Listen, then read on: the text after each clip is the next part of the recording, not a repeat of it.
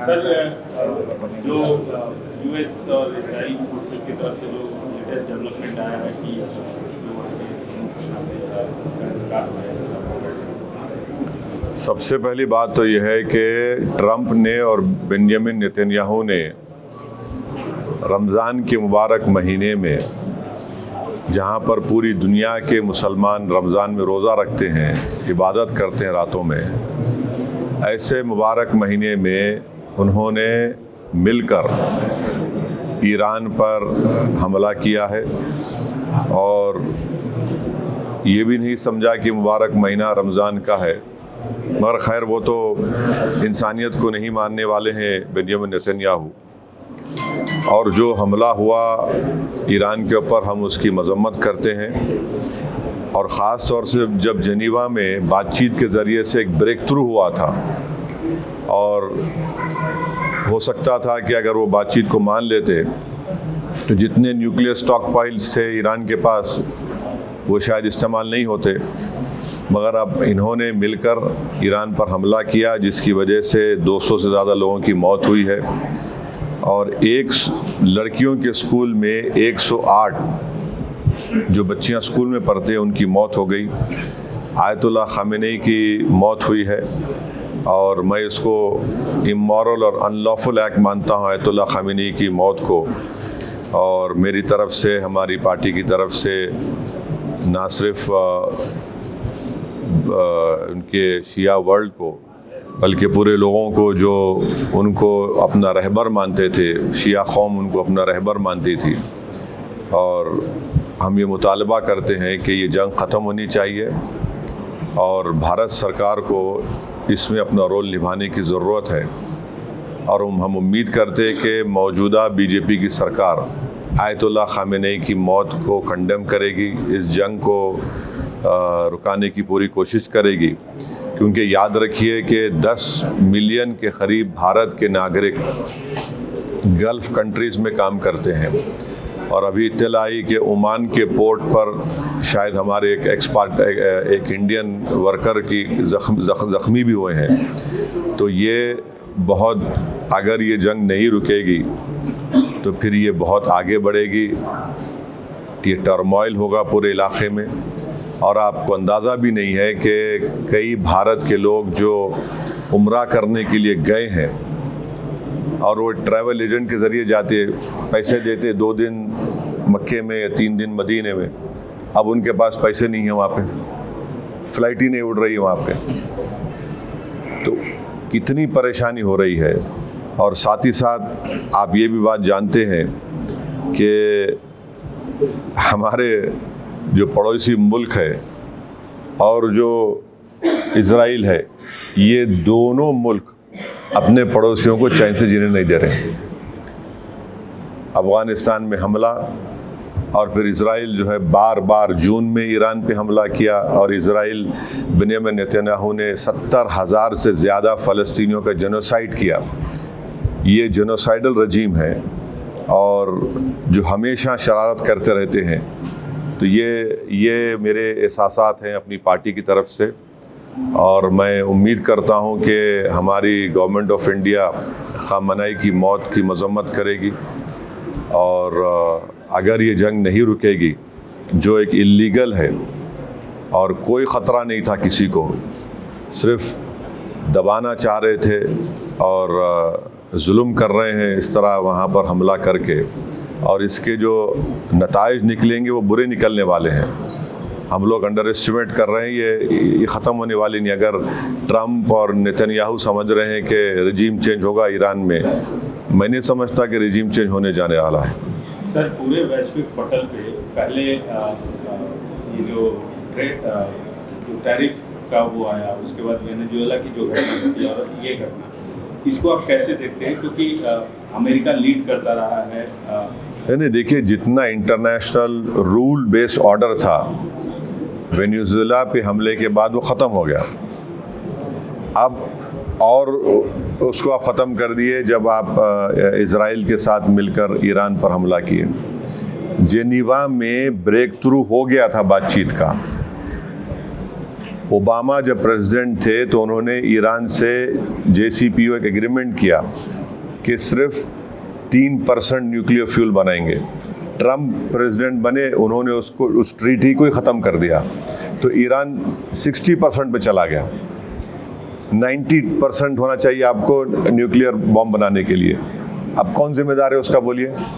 अब जेनीवा में बातचीत हो रही थी, तकरीबन ब्रेक थ्रू हो गया था, और जैसा ब्रेक थ्रू हुआ, ये गोरी चमड़ी का ट्रम्प जो है बेंजामिन नेतन्याहू के इशारे पर यहाँ पर ईरान पे हमला कर दिया और पूरा इलाका जो है वो टर्मोइल में आ गया। आप बताइए, दुबई का एयरपोर्ट में लोग फंसे हुए हैं, फ़्लाइट्स कैंसिल हो रहे हैं, एक अफरा तफरी का माहौल बन चुका है पूरा, और ऑयल प्राइसेस बढ़ जाएंगे और उसका असर भारत पे ही पड़ने वाला है। हम तो 80%, 25% तो ऑयल तो इंपोर्ट करते हैं हम। अगर $1 $2 भी बढ़ गया तो कितना बड़ा हम पे बोझ पड़ जाएगा। तो ये चीज़ें हैं, और सिर्फ एक स्टेटमेंट देने से भारत सरकार, मोदी सरकार अपनी जिम्मेदारी को नहीं निभा रही है। उनको ये पूरी कोशिश करना चाहिए। याद रखिए, अगर ये आग फैल गई जंग की, तो जाहिर है ये तमाम ममालिक में अब हमले हो रहे हैं, तो फिर इसका नुकसान भारत के ही उन करीब 1 करोड़ जो लोग मेहनत करते हैं वहाँ पर और अपने गाढ़े खून की कमाई से भारत को फॉरेन एक्सचेंज भिजाते, उनका मुस्तकबिल क्या होगा फिर। सर, ये इस पूरे प्रकरण में अपने पड़ोसी मुल्क पाकिस्तान को किस तरह से देख रहे हैं? मैं तो बोला ना, मैं तो आपको बोल दिया ना कि पाकिस्तान भारत का नेबर है। इज़राइल के अतराफ़ में जितने नेबरिंग कंट्रीज है, चाहे लेबनान हो, सीरिया हो, ख़तर हो, उन तमाम ये दोनों कंट्रीज़ जो है अपनी शरारत और अपने ईवल जहनीत से अपने पड़ोस में सुकून से रहने देते किसी को। पाकिस्तान अफ़गानिस्तान पे हमला कर दिया, और इज़राइल जो है वही कर रहा है। 19वीं सेंचुरी के आगाज़ में 2 ही कंट्रीज़ मज़हब के नाम पे बनाए गए थे, और दोनों नाकाम फेल स्टेट्स हैं। ये आपके सामने मिसालें देख रहे हैं आप। एक तो जेनोसाइड कर रहा है फ़लस्तीनियों का 75 साल से, और एक रेसिस्ट और डिस्क्रिमिनेटरी स्टेट अगर कहीं दुनिया में है तो इज़राइल है, और ये पाकिस्तान कभी भी भारत को सुकून से रहने नहीं देगा। हमेशा टेररिज्म को प्रमोट करता है और प्रमोट करता रहेगा। Sir, do you believe Khamenei's death could create a wider conflict in West Asia? I mean, especially it is. See, if you hit Ayatollah Khamenei, who's the Rahbar of the Iran, the Marja of Iran also, and he's respected throughout the Islamic world, especially for the Shias. He's their Marja, he's the Rahbar. His word is the final word for the Shia community, and if you target him, of course the Iranians will not keep quiet. How do you expect someone to come and attack you and to keep quiet? There is no reason at all. Which United Nations sanction is there, or resolution is there? You are talking to Iran in Geneva. There's a breakthrough in talks, and according to media reports, even the stockpiles, the nuclear stockpiles would have been also been left or given over. So when there's a breakthrough in talks, you attack and you kill an 86-year-old man. This is a cowardly attack. It's an inhuman, immoral attack on the people of Iran.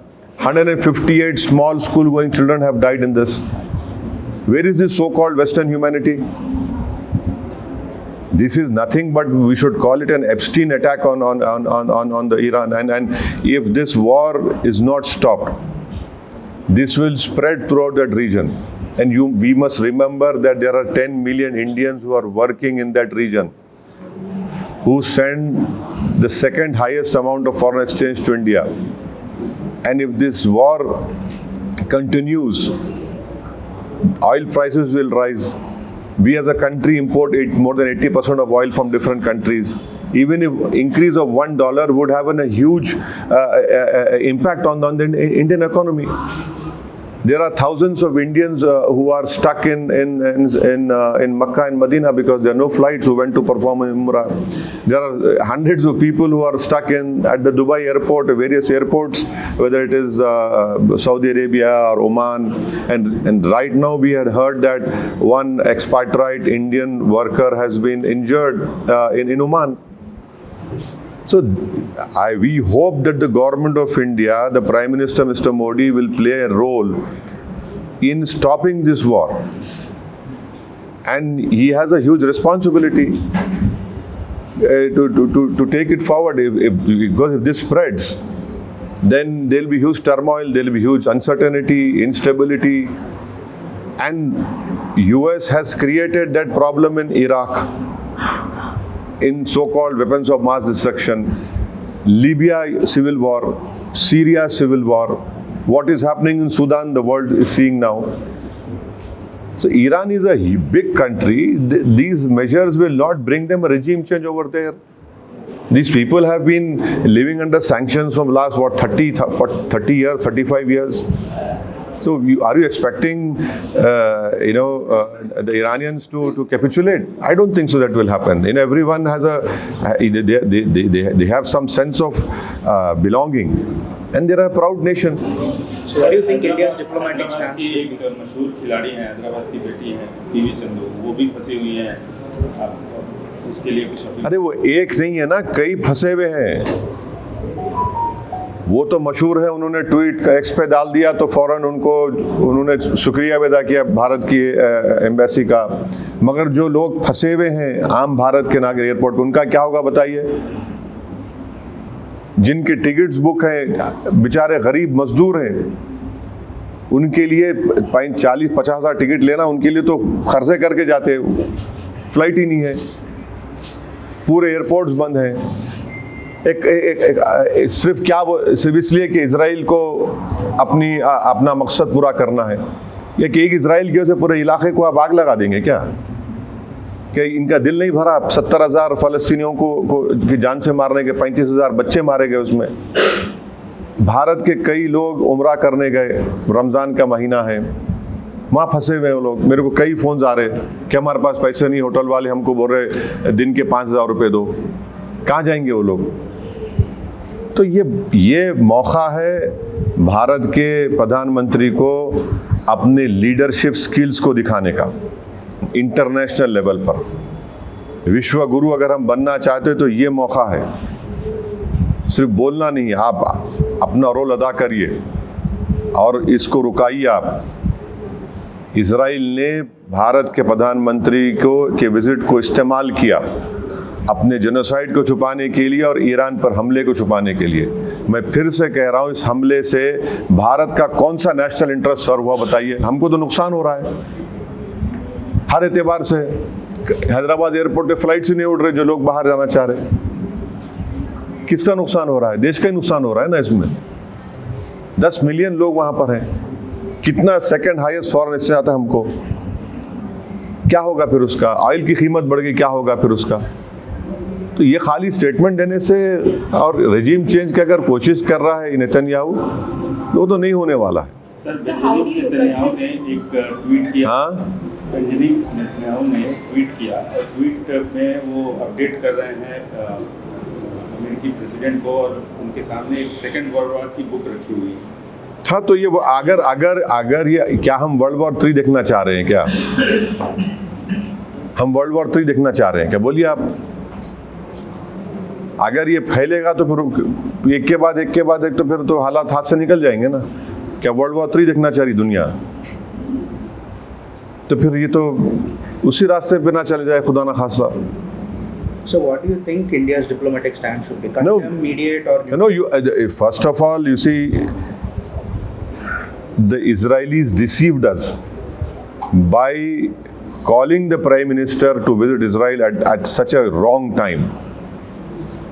It was unwise of the Prime Minister to even go to Israel despite knowing what is happening in that whole area.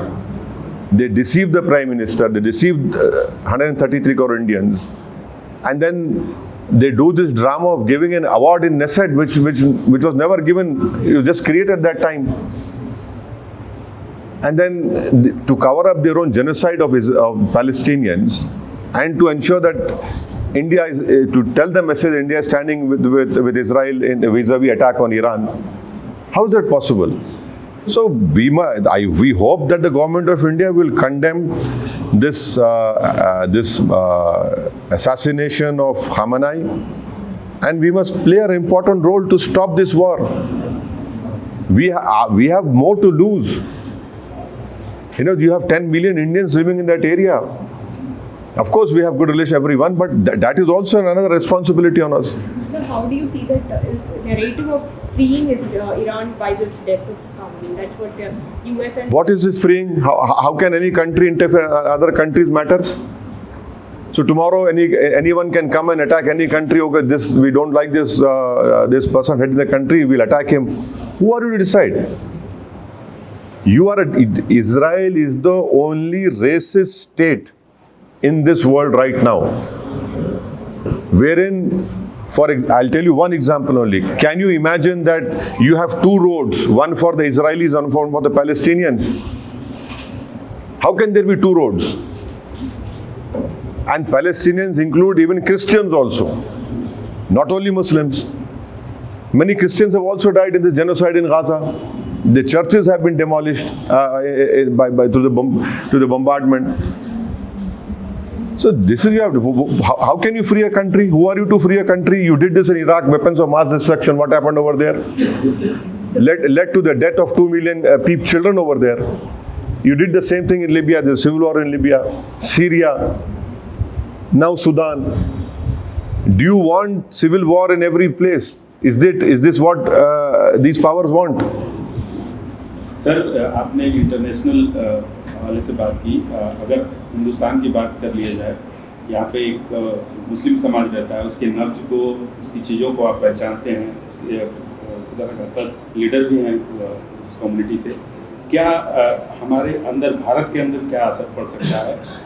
किस तरह की feeling आएगी? नहीं, सवाल देखिए मुसलमान, हिंदू, ईसाई का नहीं है. सवाल ये है कि हमारी 80 साल की फॉरेन पॉलिसी की जो लेगेसी है, अफसोस के साथ कहना पड़ रहा है कि नरेंद्र मोदी उसको कमज़ोर कर दिए हैं.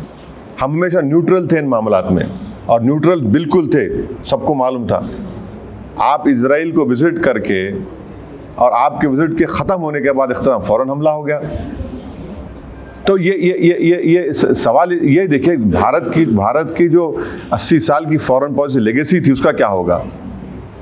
सवाल ये है कि 10 मिलियन जो भारत के लोग इन गल्फ कंट्रीज़ में काम कर रहे हैं, इजराइल में भी है, ईरान में भी है, उनका क्या होगा? क्या होगा उन लोगों का? अब फंसे हुए हैं लोग.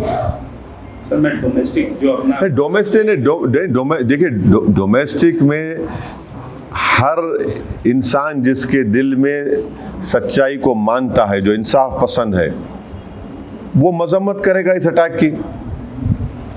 आप होते कौन है? आप जेनीवा में बातचीत कर रहे हैं और ब्रेक थ्रू हो गया टॉक्स में, और आप हमला कर देते. इजराइल बोल रहा है बोल के. आप जीत कर आते इलेक्शन. ट्रम्प क्यों जीत कर इलेक्शन के कोई फॉरेन इंटरवेंशन नहीं होगा, वॉर्स नहीं होंगे, और आप कर दिए. जून में कर रहे या फिर कर रहे आप. रजीम चेंज कैसे होगा बताइए? आप होते कौन रजीम चेंज करने वाले? यानी आप वेस्टर्न वर्ल्ड अगर बोलेगा कि नहीं ये खराब है तो खराब हो जाएगा क्या? आप कौन होते भाई? आप बोलेंगे ये काला है, ये गोरा है, ये पीला है, तो हम कबूल कर लेंगे क्या? तो फिर इसका तो मतलब फिर जो ये लोग कुछ भी करेंगे, कहीं पर भी कुछ भी करेंगे, और किए हैं, नुकसान उठाए सब लोग. यकीनन आयतुल्लाह खामेनेई के इस मौत से सबको सदमा भी है, और मैं इसको इमोरल और अनलॉफुल मानता हूँ. और ख़ास तौर से जो शिया लोग हैं, उनके लिए रहबर है, उनके वो मरजा हैं, उनके लिए तो बड़ी तकलीफ दे बात है. हमारे लिए भी उनके लिए ज़्यादा तकलीफ दे बात है. ये कहना चाहते हैं कि हिंदुस्तानी अवाम में इस चीज़ को लेकर गुस्सा है. देखिए, जो इंसाफ पसंद होगा, जो भारत की 80 साल की फॉरेन पॉलिसी को फ़ख्र से देखता है कि हम इन मामलात में न्यूट्रल थे, तो यकीनन उनको तकलीफ़ होगी. अच्छा, वो भी छोड़िए, अगर वो भी नहीं है तो आप वो बताइए, 10 मिलियन जो भारत के लोग काम कर रहे हैं वहाँ पर, कितना फॉरेन एक्सचेंज भिजाते भारत को? ऑयल हमारा कहाँ से आता बताइए? $1 अगर ठीक है रिजर्व होंगे, $1 अगर बढ़ेगा तो कितना बोझ पड़ेगा? देखिए, इन चीज़ों को देखना चाहिए भारत सरकार को। Sir, at the core of this issue, there was this US demand of stopping nuclear enrichment, ballistic missile. My dear, you are not. US would have handled it better. My dear, you should read that there was a breakthrough in Geneva. The nuclear stockpiles, even the Iranians agreed to it. When Obama was the president, JCPO was signed, wherein it was told only 3% of the nuclear fuel or whatever it is would be used by the Iranians. They agreed to it. Trump removed that treaty. Iran went to 60%. There was a breakthrough in talks in Geneva, but you had to attack in the holy month of Ramadan. That is also very unfortunate that it has happened. It has to happen in a month of Ramadan when all the Muslims are fasting.